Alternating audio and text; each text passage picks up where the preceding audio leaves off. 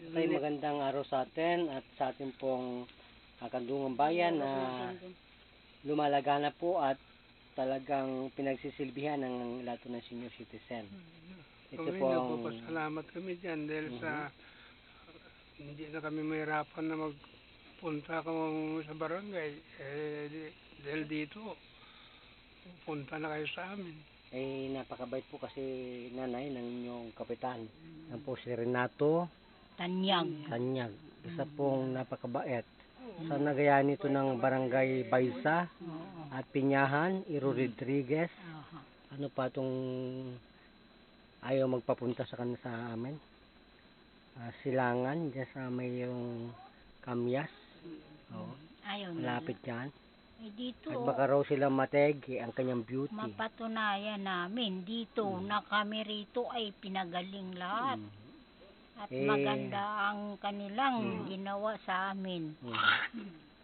Kumaling po lahat ba sila doon? Ha? Marami pa doon. Kasama po natin dito yung aming mga idol, Tulfo Brothers, na hindi pasaway na mga investigative nurses. Marami po mga pasaway. Pero po, inamin ko po ang Tulfo Brothers at may Caricas po na Channel 7, lahat sila hindi pasaway. Pero may mga pasaway na iba. Ito po yan ang pinagmamalaki namin. 27, 24K Media Press. Para po sinasampal sa lahat ng mga barangay. Na pwede po silang ma-journal. Nakabutihan ayaw na po namin sila mag-journal ng mga kawatan. Yes. Para tayong papala. Kung saan tayo makatulong na hindi na kailangan sana ng gamot na nakakasira sa ating internal organ, yun ang ating tangkilikin, mahalin, para makatulong sa ating community. Bakit po yung chemicals lagi ang namamayagpag? Dahil malaki ang tax na binabayaran nila sa gobyerno. Public warning, don't smoke, pero yes, marami pa rin marami nag-smoke pa rin. Kahit doktor, nag-smoke pa rin. Ano ba yan? Kaya nakaloko naman sila. kailangan rin talaga ang disiplina sa sarili para kung sakaling hindi pa huli ang lahat, iwasan na ang smoking, ang pag-inom, at saka pagpupuyat na hindi nakakabuti sa katawan ng tao. Na pagdating ng araw, pag ikaw ay mag-senior citizen na, diyan na sisingilin ng kung ano yung mga nagawa mo noong ikaw ay kabataan pa. Maraming salamat. Maraming salamat po, sister. Magpakilala po ang beauty natin. Ako po si Delia Serrera, tumutulong sa aming community dito sa Lot 3, 11th Street na mayan lagi. Katulong namin ang aming butihing kapitan na si Renato Tanyag. Maraming salamat po. Kayo at meron kayong ganyang kabait na kapitan. Yes. Gwapo na, mabait pa, matulungin. Matulungin. Maraming nagagawa sa Action man. aming lugar. Parang itong si barangay chairman ng Holy Spirit at itong Pasong Tamo, mga amazing cup. Action man pala itong ating si Mr. Renato. Tatay, anong ramdam mo sa inyong inadik na gamot? Kapitan po ninyo kung gaano kabisa yan.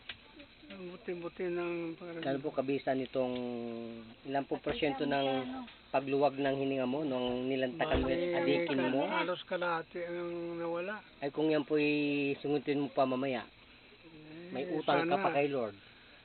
Sana mawala na para hindi na kumirapan bili-bili ng oxygen. Yan, naka-oxygen mga kababayan, no? Mga idol. Naka-oxygen. 600 niya daan araw-araw yan. 600? Pa yung oxygen niya sa isang araw. Saan mo pa kukunin? Ang uso po kasi dito sa Pilipinas, pag may pera ka, pwede ka na maging doktor. Makapag-aral ka sa universidad, dahil may pera ka. Pero po dito sa Okinawa, you're going to solve Problem ng mga pasyente. Hindi naman pagka-doktor ka, okay na. you are to solve the whole of your soul and spirit. Kasi po kumatayin pag-aaral dyan Yung po yung sinasabi natin, no breathing for about 1 hour. Yan po ang tunay po na the high state of health na hindi kayang aralin mo. Kung sino ka man na mafia ng kalusugan na walang kwenta na pumapatay sa mga may karamdaman. Yan po yun. Walang kwentang gamot. Yan po yun. Walang kwenta yung ginawa sa'yo. Pero po kami sa judo, hindi kami magpapakahirap na oxygen. Wawasakin po namin bakal niya ng kamao ito. Hindi na ako oxygen, sus malaking. Huwag mo lang biglain. Malaking wala sa... Little by little. No? Sana. Obserbahan mo yung sarili mo. Do it ba religiously, tatay? No? Siyempre, kailangan natin Religious. magdasal na may nag-Diyos. Tatay, magpakilala po ang beauty natin. Ano pong pangalan nyo? Wilfredo Cabrera. Ano pong tanggulan? 69 na. Ano pong tawag sa sakit ninyo na yan? Emphysema itong sabi ng doktor eh. So, ano po mas mabisang gamot yung sa Diyos o sa doktor mo? Yung sa akin, alam ko, yung herbal, isa na ano kasi yung gamot galing sa sa herbal din. Yan po yan. Herbal din galing yan eh. Sa itong kamawang to, pinapakita ko sa buong mundo na huwag hamakin at ito'y lisensyadong bumuhay. Dati po, lisensyadong gumawa ng masama, ngayon hindi na.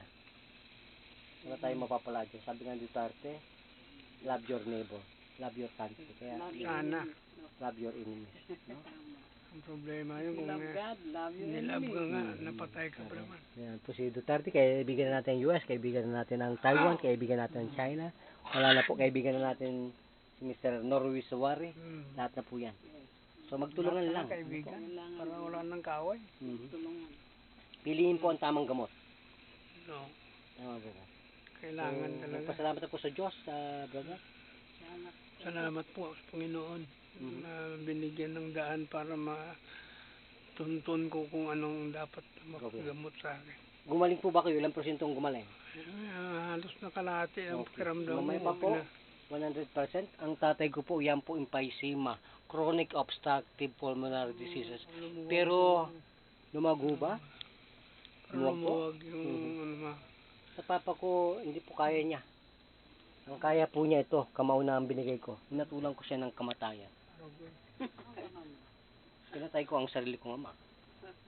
Talagang tanggal ang hininga mo. Papa? Mama? Sarap mamatay.